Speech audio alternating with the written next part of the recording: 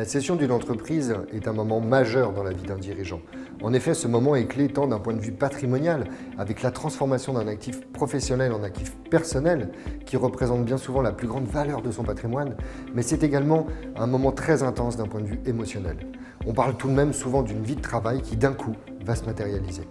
L'expérience me fait penser que le dirigeant qui entre dans la phase de cession a souvent l'esprit trop occupé pour penser à lui, ses proches et à bien structurer ses réflexions patrimoniales. Or, la règle d'or, de ce point de vue-là, c'est l'anticipation.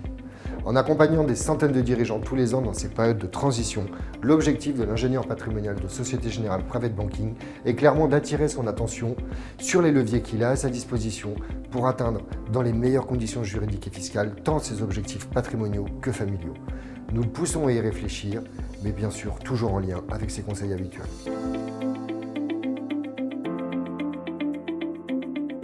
Si l'objectif du dirigeant est la protection de sa famille, ou encore l'anticipation de la transmission de son patrimoine au profit de ses enfants, il a deux possibilités. Donner des capitaux après la vente, ou inverser l'ordre des opérations. S'il vend ses titres, et sauf que quelques exceptions, il sera redevable de la flat tax à 30% sur la plus-value. Sur 1000 de plus-value de cession, il lui en restera donc 700.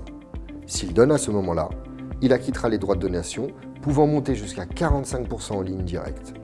Il pourrait donc transmettre un minimum de 385, soit un coût max global supérieur à 60%.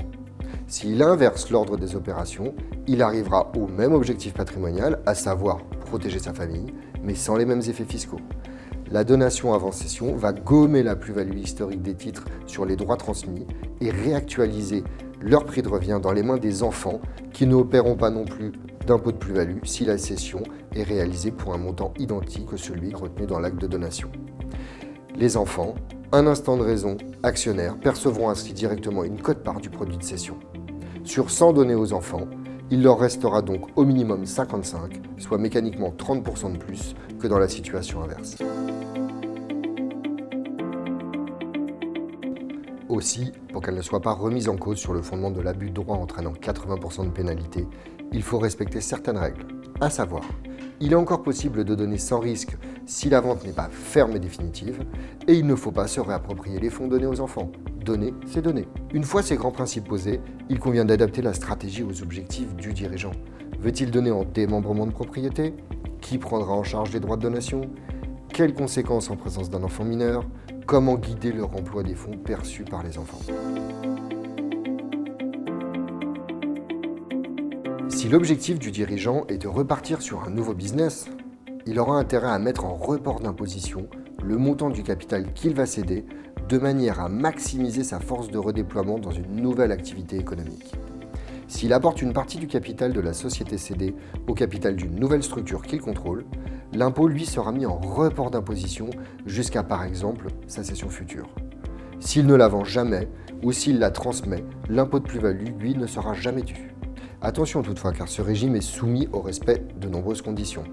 Si une cession des titres apportés intervient dans les 3 ans après l'apport, la nouvelle société devra réinvestir 60% des fonds perçus dans une nouvelle activité économique dans les 2 ans. La clé de la réussite de cette opération consiste à bien calibrer le montant des fonds nécessaires au redéploiement professionnel. 2 ans, ça passe vite, surtout lorsqu'un accompagnement du repreneur est demandé. Et pour ne pas voir le report d'imposition tomber, il ne faudrait pas que le dirigeant investisse au dernier moment et trop vite, et donc mal choisir ses investissements. Nos équipes accompagnent le dirigeant dans ses réflexions patrimoniales, mais pas que. Ils l'alertent également sur certains sujets ayant rapport avec la garantie d'actifs et de passifs et l'éventuelle contre-garantie bancaire demandée. Les effets juridiques d'une caution ou d'une garantie à première demande ne sont pas les mêmes et peuvent parfois être très contraignants. Il faut également penser à l'après, afin de bien calibrer le montant des capitaux conservés par rapport à ceux éventuellement donnés ou remployés dans une nouvelle activité économique. Il faut également regarder tous les aspects des régimes matrimoniaux pour bien organiser la protection du conjoint, mais également penser au remploi des fonds. Quelle enveloppe choisir pour placer ses actifs ? Quel mandat de gestion définir ? Ou encore, pourquoi pas s'interroger sur des projets tels que la philanthropie. Nos 60 ingénieurs patrimoniaux, répartis aux 4 coins de la France, sont là pour accompagner les dirigeants dans toutes ces réflexions.